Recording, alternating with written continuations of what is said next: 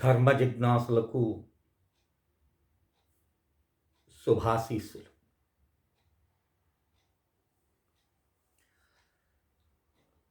శివ సంబంధమైనటువంటి అనేక విషయాలు మనము తెలుసుకుంటూ ఉన్నాం. ఋషియజ్ఞ భాగంగా అనేకమైనటువంటి అంశాలు నేను మీ ముందు ఉంచుతున్నాను. ఇట్టి అద్భుతమైనటువంటి ఆధ్యాత్మిక రహస్యాలను గ్రహించేదానికి సనాతన ధర్మంలో ఉన్నాము, హిందువులము అని చెప్పుకునేటటువంటి వారు సుముఖాన్ని వ్యక్తపరచరు. భౌతికమైనటువంటి కర్మానుష్ఠానానికి అలవాటు పడినటువంటి ఈ ప్రాణి ఏది చేస్తే తరిస్తాము అన్న విషయాన్ని విస్మరించారు. దానికి తగ్గట్టుగానే ప్రవర్తన చేస్తూ ఉంటారు. చిత్ర విచిత్రమైనటువంటి చేష్టలు. భగవంతుడు కూడా ఆశ్చర్యపోయేటటువంటి అశాస్త్రీయమైనటువంటి విషయాలను మనం చూస్తూ ఉంటాం. మనను నిర్దేశించటానికి వచ్చినటువంటి వేదాన్ని పట్టించుకునేటటువంటి వారు నానాటికి సన్నగిల్లుతున్నారు. కామ్యం పట్ల ప్రయాణం చేస్తున్నారు.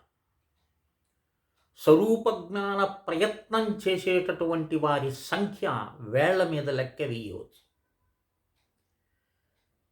వారన్నింటినీ దృష్టిలో ఉంచుకొని అనేకమైనటువంటి విషయాలు మీ ముందు నేను తెలియపరుస్తున్నా చూచేటటువంటి వారి సంఖ్య చాలా స్వల్పంగా ఉంటుంది. అది మీరు కూడా గ్రహిస్తూ ఉంటారు.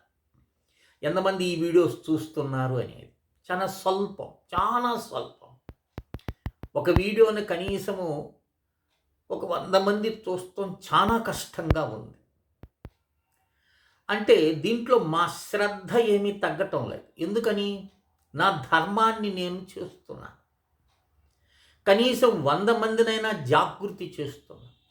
100 మంది చూస్తే అందులో కనీసం 1-2 స్పందిస్తుంటే చాలా ఆనందంగా ఉంటుంది. ఎందుకని? ప్రపంచాన్ని ఎవడు కూడా మార్చలేడు. లోకో భిన్న రుచి అన్నారు. బుర్రకి బుద్ధి మారుతూ ఉంటుంది. భౌతికంగా మానవుడు ఓ ఆకృతిని చూడాలి అనేటటువంటి తపంలో ఉంటాడు. నిర్గుణము, నిరాకారము, సర్వవ్యాపకమైనటువంటి అశక్తి, ఇది మహాశక్తి, పరమాత్మ. అది నువ్వు విష్ణువను, శివుడను, మరి ఏదైనాను అది నిర్వికారం. అది కానీ నీ ముందే ప్రత్యక్షంగా కొన్ని అంశాలు, భగవంతుని యొక్క స్వరూపాలు నీకు ప్రత్యక్షంగా నీకు ఎదురుగా ఉన్న వాటిని గుర్తించలేనటువంటి స్థితిలో మనుష్యుడు ఉన్నాడు. కనుక వాణ్ణి పశువు అని అంటారు. అంటే మాయా అనేటటువంటి పాశము చేత బంధింపబడ్డాడు కాబట్టి పశువు. అలాంటి పశువులందరికీ కూడా అధిపతి పశుపతి పరమాత్మ. ఆయన నీ మనసే అన్ని విషయాలను నువ్వు గ్రహించలేకపోతున్నా. ఏదైతే ఈ చరాచర ప్రపంచాన్ని సృష్టిస్తుందో, ఈ ప్రపంచంతో మమేకమై ఉంటుందో, అట్టి మనస్సు పరమాత్మ స్వరూపంగా నువ్వు భావించలేకపోతున్నావు. ఎక్కడో కైలాసంలోనూ, ఎక్కడో వైకుంఠంలోనూ, ఎక్కడో మణిద్వీపంలో ఏదో మహాశక్తిని చూడాలనే తపన తప్ప అతి సమీపంగా ఉన్నటువంటి మనస్సు అనేటటువంటి పరమాత్మ శక్తిని నువ్వు గ్రహించలేకపోతున్నావు. నీ మనసు ఆ పరమాత్మ శక్తి. మనసుకు రూపం లేదు. చూడండి, నీ కన్ను బాగలేదు, నీ చెవి బాగలేదు, నీ గుండె బాగలేదు, నీ ప్రతి అవయవాన్ని నువ్వు పరీక్షించేదానికి వైద్యులు ఎంతో మంది ముందుకొస్తారు, చూపిస్తారు కూడా, ఎక్స్రే తీసి స్కానింగ్ చేసి. కానీ వీటన్నిటికీ ఆధారభూతమైనటువంటి మనస్సును నేటి వరకు ఎవడు చూపించినటువంటి దాఖలాలు లేవు. ఎందుకని? మనసుకు రూపం లేదు. మరి మనసుకు రూపం లేదన్నప్పుడు ఆ మనసు సర్వవ్యాప్తమై ఉంటుందని ఎందుకు గ్రహించలేకపోతున్నావు? ఒక ధ్యానం చేసిన, ఒక పూజ చేసిన, ఒక జపం చేసిన మనసు మీద దృష్టి, మనసు ఎక్కడికి పోతుంది? హే పరమాత్మ, ఎక్కడికి వెళ్తున్నావు అని మనసు మీద దృష్టి ఉన్నట్లయితే అన్నీ సాధ్యమవుతాయి. ఇకపోతే అతి ప్రధానమైనటువంటి అంశము వాంఛలు. మానవుడికి అనేక రకములైనటువంటి వాంఛలు ఉంటాయి. ఈ వాంఛలు పూర్వజన్మ సుకృతం చేత నీకు ఆ ఆలోచన విధానం వస్తూ ఉంటుంది. అందరికీ అన్ని ఆలోచనలు ఉండవు. అందరికీ భోగేచ్ఛ ఉంటుంది. భోగంగా అనుభవించాలనేటటువంటి తపన ఉంటుంది. అది వారికి ఒక్కొక్కరికి ఒక్కొక్క స్వభావం మనిషిలో ఉంటుంది. ఆ స్వభావాన్ని ఎవరు మార్చలేరు. కనుక భగవంతుణ్ణి ఆరాధించి ఈ చరాచర ప్రపంచానికి ఆధారభూతమైనటువంటి పరమాత్మ ఒకడు ఉన్నాడని, మన వాంఛలన్నీ కూడా తీరుస్తాడనేటటువంటి ప్రగాఢమైన విశ్వాసం ఉన్నటువంటి వాడు పరమాత్మ సన్నిధిలో పరమాత్మను అర్థిస్తాడు. పరమాత్మను అర్థించేదానికి మానవుడు సుఖంగా ఉండి, సుఖజీవనం గడుపుతూ, దీర్ఘాయుష్షు కలిగి ఉండి, ఆరాధించి తరించి ముక్తుడవుతాడని పరమేశ్వరుడు అనుకుంటాడు. కానీ మనం దానికి భిన్నంగా నడుస్తూ ఉంటాం. దానికి కారణము అనేకం కావచ్చు. కానీ అనేకాన్ని అంతటి కూడా ఏకం చేస్తే అది అజ్ఞానము అని మాత్రం చెప్పగలుగుతారు. కనుక ఈరోజు మీకు రుద్రాధ్యాయంలో ఒక అద్భుతమైనటువంటి అనువాకం ఉంది. చూడండి, అఘోర ఋషి అంటాడు. రుద్రాధ్యాయంలో కనిపించేటటువంటి అనేకమైనటువంటి మంత్రాలకి అనేకమైనటువంటి ఛందస్సులు, అనేకమైనటువంటి ఋషి, అనేకమైన దేవతలు ఉంటారు. ప్రతి మంత్ర భాగానికి ఒక ఋషి ఉంటాడు. అంటే ఆ ఋషి చేత ఆ మంత్రం దర్శింపబడింది. ఆ దర్శింపబడినటువంటి మంత్రం ఏ ఛందస్సులో ఉన్నదని, ఆ మంత్రానికి అధిష్టాన దేవత ఎవరు అనేది రుద్రాధ్యాయంలో ప్రతి ఒక్క మంత్రానికి ఉంటుంది. ఇక్కడ మీకు ఈ 8వ అనువాకం ఎలాంటి అనువాకం అంటే వాంఛితాలను తీర్చేటటువంటి ఒక గొప్ప అనువాకం. అది వాంఛితాలు ఏముంటాయి? మనిషికి రకరకాలైనటువంటి వాంఛలు ఉంటాయి. ఆ వాంఛల యొక్క ఉద్దేశం ఏమిటి? సుఖం. ఆ సుఖం ఎలా కలుగుతుంది? పుణ్యం చేత. ఆ పుణ్యం ఎలా ఉంటుంది? భగవంతుడు నిర్ణయించినటువంటి మార్గంలో నడిస్తే పుణ్యము, దానికి భిన్నంగా నడిస్తే పాపం. అర్థమవుతుందా? అంటే నిషిద్ధ కర్మ చేత పాపము లభిస్తుంది.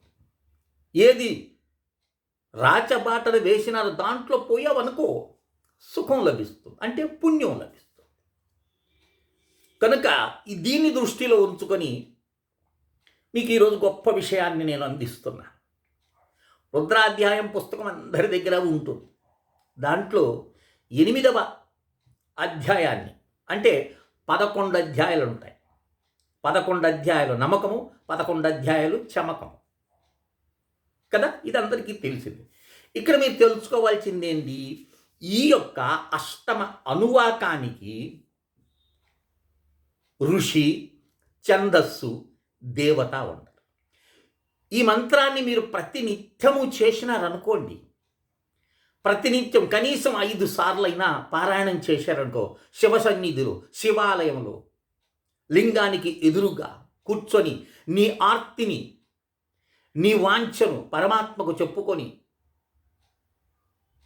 ఈ మంత్రాధ్యాయాలు చేసినావనుకో, నీ జన్మ ధన్యమవుతుంది. వాంఛిత ఫలితాలు లభించి తీరుతాయి. ఇప్పుడు నువ్వేం చేయాలి? చక్కగా కూర్చొని ఆచమనం చేసుకొని ప్రాణాయామం చేసి ఒక 3 సార్లు పరమాత్మ సన్నిధిలో కూర్చొని మొట్టమొదటగా మనసులో రుద్రాధ్యాయంలో ఉన్నటువంటి అష్టమ అనువాకాన్ని వాంఛిత ఫల సిద్ధార్థం జపం చేస్తున్నాను అనే భావన మనసులో ఉంచుకొని మొట్టమొదటిగా ఏంది? ఓం వామదేవ ఋషి. ఋషికి నమస్కారం ఎలా చేస్తారు? ఇది మృగీముద్ర అంటారు. అంటే ఈ 2 చేతులు ఇలా పెట్టి బ్రహ్మరంధ్రం దగ్గర పెట్టి ఋషికి నమస్కారం చెయ్యాలి. ఈ బ్రహ్మరంధ్రం దగ్గర ఉండేది ఎవరు? సదాశివుడు. గురుస్థానం ఇది, రంభీజస్థానం ఇది. కనుక అక్కడ పెట్టి వామదేవ ఋషి అని పెట్టుకోవాలి. మరి మంత్రానికి ప్రాణం లాంటిది ఛందస్సు. ఆ ఛందస్సు అన్నప్పుడు నాసికను పట్టుకోలేం. ఛందస్సు ఏమిటి? జగతీశ్చందః అని ముక్కును పెట్టుకుంటారు. తర్వాత ఈ అనువాకానికి అధిష్టాన దేవత ఎవరు? ఉమామహేశ్వర దేవతాం. ఉమామహేశ్వరుడు దేవత అన్నప్పుడు హృదయాన్ని అలా మనం పట్టుకుంటాం. అది హృదయం మీద చెయ్యి ఆనిస్తారు. ఆనించిన తర్వాత ఈ అనువాకాన్ని చక్కగా మీరు అధ్యయనం చేస్తారు. ఆ అనువాకాన్ని ఎట్లా ఉంటుందో చూడండి. ఓం నమః సోమాయ చ రుద్రాయ చ నమస్తామ్రాయ చారుణాయ చ నమః శంఘాయ చ పశుపతయే చ నమః ఉగ్రాయ చ భీమాయ చ నమో అగ్రే వద్ధాయ చందోరే వద్ధాయ చ నమో హంత్రే చ కవనీయసే చ నమో వృక్షేభ్యో అరికేశేభ్యో నమః స్తారాయ చ నమః శంభమే చ మయోభమే చ నమః శంకరాయ చ యమస్కరాయ చ నమః శివాయ చ శివతరాయ చ నమః స్థీర్త్యాయ చ కూల్యాయ చ నమః పార్యాయ చ వార్యాయ చ నమః ప్రతరణాయ చ ఉత్తరణాయ చ నమః ఆతార్యాయ చ లాడ్యాయ చ నమః శుష్కాయ చ భేన్యాయ చ నమః శిఖత్యాయ చ ప్రవహ్యాయ చ. ఇది అనువాకం. దీన్ని పారాయణం చేస్తే ఎందుకో తెలుసా సుమా? ఏ పంచాక్షరీ మంత్రము ఎంత అద్భుతమైనటువంటి మంత్రమో ఆ మంత్రాన్ని ఈ అనువాకంలో నిక్షిప్తం చేసింది వేదం. అదే నమఃశివాయ అనే పంచాక్షరి మంత్రం. నమఃశివాయ చ శివతరాయ చ. ఆ శబ్దం ఇక్కడ మనకు నిక్షిప్తం చేసిన కనుక అలాంటి అద్భుతమైనటువంటి ఈ 8వ అనువాక పారాయణము ప్రతినిత్యము మీ శక్తి కొలది 108 చేస్తారా? నీ శక్తి భక్తి ఏదైతే నువ్వు వాంఛిస్తున్నావు ఆ వాంఛించిన ఫలము నీకు ఈ అనువాక పారాయణం చేత జపం చేత నీకు శీఘ్రంగా సిద్ధి లభిస్తుంది. చేస్తారా? ఎంత అద్భుతమైనటువంటిదో. మరొక అంశము 10వ అనువాకం. మాకు దారిద్ర్యాలు ఎక్కువైపోయినాయి స్వామి. దారిద్ర్యం అంటే ఏంది? పూర్వజన్మలో చేసినటువంటి కర్మల యొక్క విశేషం చేత అనారోగ్యము, పాపం, అనారోగ్యము, దారిద్ర్యము ఇత్యాదివన్నీ కూడా అనుభవించాల్సి వస్తుంది. మరి వాటిని దూరం చేసుకునే మార్గం మనకు వేదం చెప్తుంది. అది 10వ అనువాకం. ఆ 10వ అనువాకానికి కూడా ఋషి, ఛందస్సు, దేవత ఉంటారు. దానికి ఋషి ఎవరు? బ్రహ్మ ఋషి. ఏమిటి? బ్రహ్మ ఋషి అన్నారు. ఈ బ్రహ్మ ఋషి అన్నప్పుడు ముందు చెప్పినట్టు ఋషికి నమస్కారం చేస్తాం. గాయత్రి ఛంద అన్నారు. గాయత్రి ఛందస్సు దీనికి. తర్వాత స్కంధుడు, స్కంధ దేవత అని అర్థమవుతుందే. ఒకటి బ్రహ్మ ఋషి, గాయత్రి ఛంద, స్కంధ ఋషి. ఇలా వీరికి ఏదైనా మంత్రాన్ని చెయ్యాలి అన్నప్పుడు ఋషి, ఛందస్సు, అలాగే దేవతకు నమస్కారం చెయ్యకుండా మంత్రానుష్ఠానం, వేదాధ్యయనం చెయ్యరు. కనుక ఈ 10వ అనువాకాన్ని రుద్రాధ్యాయ పుస్తకం తీసుకొని చూడండి. 10వ అనువాకం ఎక్కడి నుంచి వస్తుందండి? ఓం ద్రాపే అంధస్పతిం ధరిద్ధన్నీలలోహితాం ఏషా పురుషాణాం హేషాం పశూనాం మా భవేర్మో ఏషాం కించ నానమతో యాతే రుద్ధః శివాతనోః విశ్వా విశ్వాకవేషసి శివా రుద్ధస్యం భేషజేతయానో మృడయ యేభసే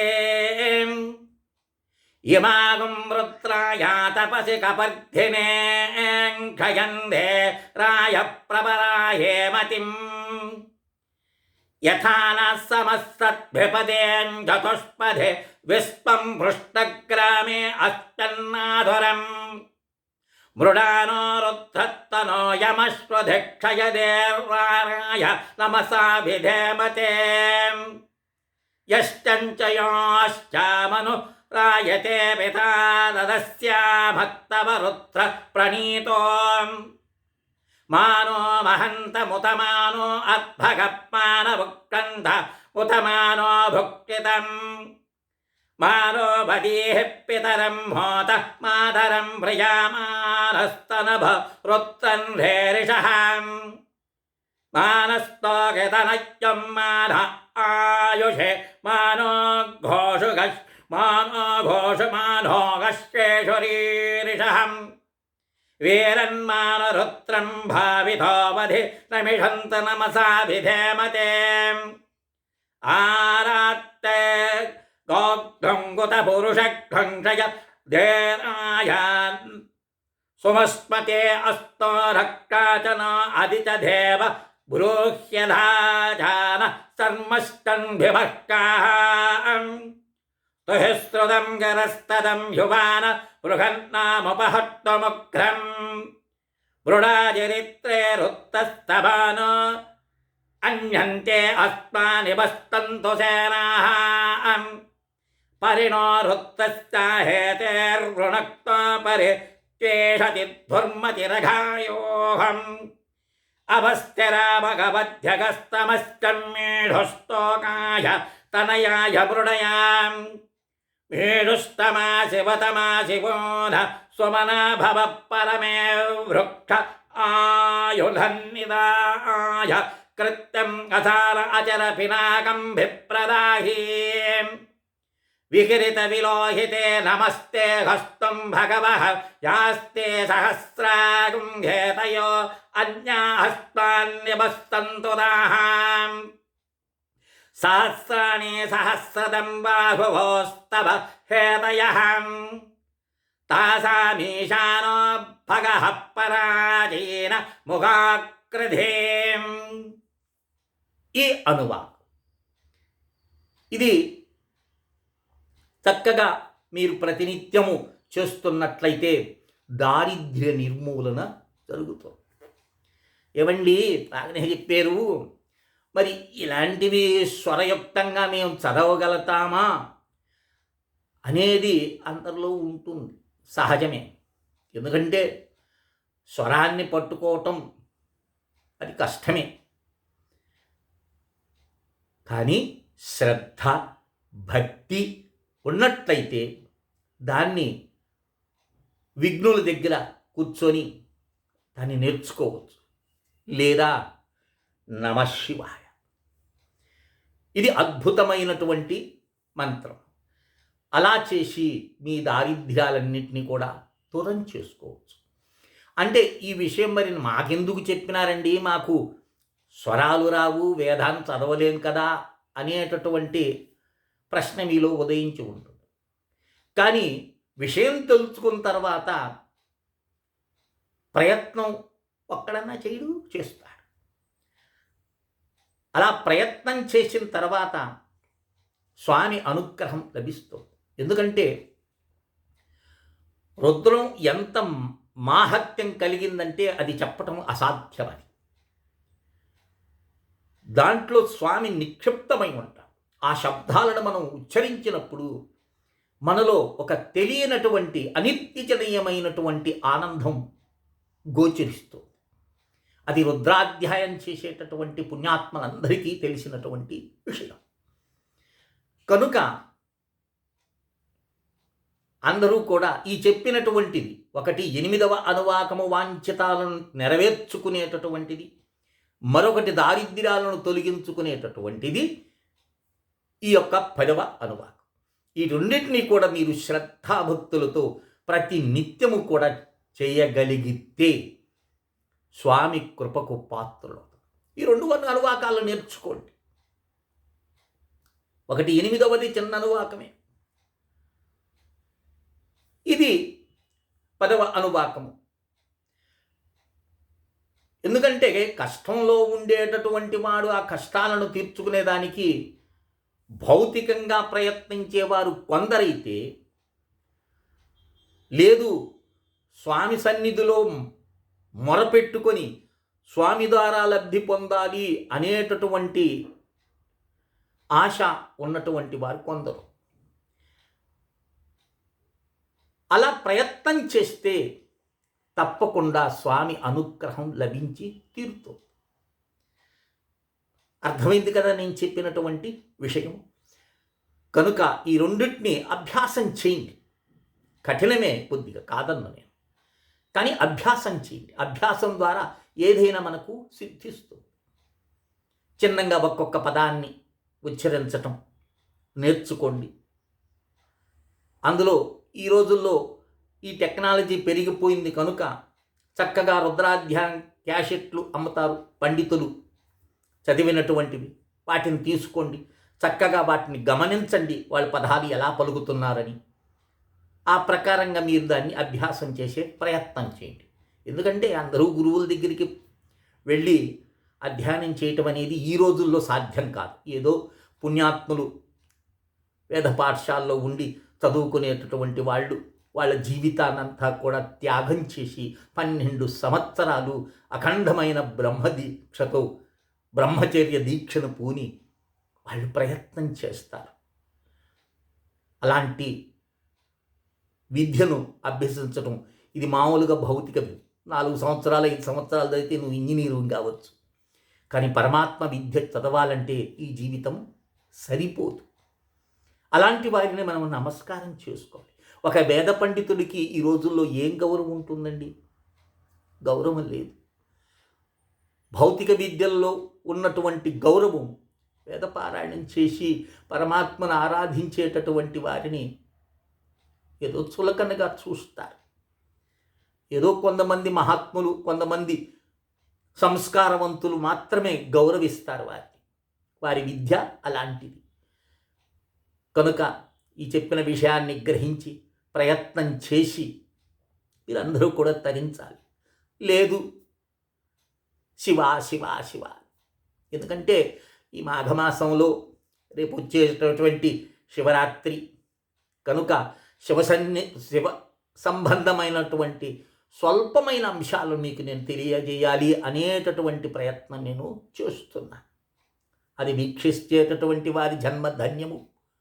వీక్షించి అయ్యో బాగుంది ఇది చేసుకోండ్రా అని 10 మందికి నువ్వు చెప్పినావు అనుకో, నీ జన్మ ధన్యమవుతుంది. కనుక ఈ విషయాన్ని దృష్టిలో ఉంచుకొని వాంఛితాలు నెరవేర్చుకొని మీ దారిద్ర్యాలను దూరం చేసుకుంటారని ఆశిస్తూ శ్రీ విద్యోపాసకులు శ్రీ మండే లక్ష్మీ నరసింహారావు. లోకా సమస్తా సుఖినో భవంతు. ఓం తత్సత్. ఓం తత్సత్. ఓం తత్సత్.